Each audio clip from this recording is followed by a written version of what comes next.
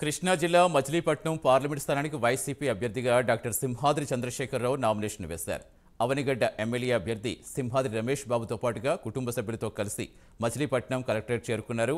ఎన్నికల రిటర్నింగ్ అధికారి అయిన జిల్లా కలెక్టర్ డీకే బాలాజీకి నామినేషన్ పత్రాలు అందించారు.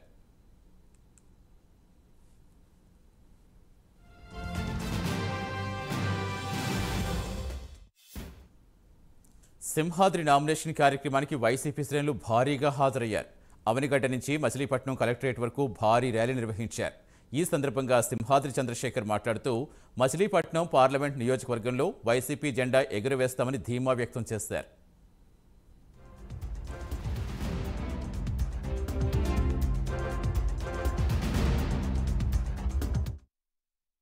నేను డాక్టర్ సింహాద్రి చంద్రశేఖరరావుని ఈ రోజున మచిలీపట్నం పార్లమెంటు అభ్యర్థిగా 11 గంటల 1 నిమిషానికి నామినేషన్ వేశాను. గెలిచిన తర్వాత చెప్తాను ఏ విధంగా మాకు ఒక ప్లానింగ్ ఉంటుంది, స్ట్రాటజీ ఉంటుంది.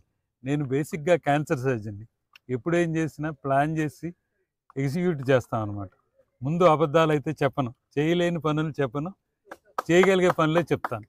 ప్రజల్లో సంక్షేమం, విద్య, వైద్యం గురించి బాగా అందింది. ప్రతి పేదవాడు ఆనందంగా ఉన్నాడు. కులం, మతం, తర్వాత వర్ణం సంబంధం లేకుండా అగ్రవర్ణ పేదలకు కూడా చాలా సహాయం అందింది. కాబట్టి అన్ని తరగతుల వాళ్ళకి, అంటే వెనకబడిన తరగతుల వాళ్ళతో పాటు అగ్రకున్న పేదలకు కూడా సంక్షేమం అందింది. కాబట్టి వైఎస్ఆర్సీపీ గురించి గెలుపు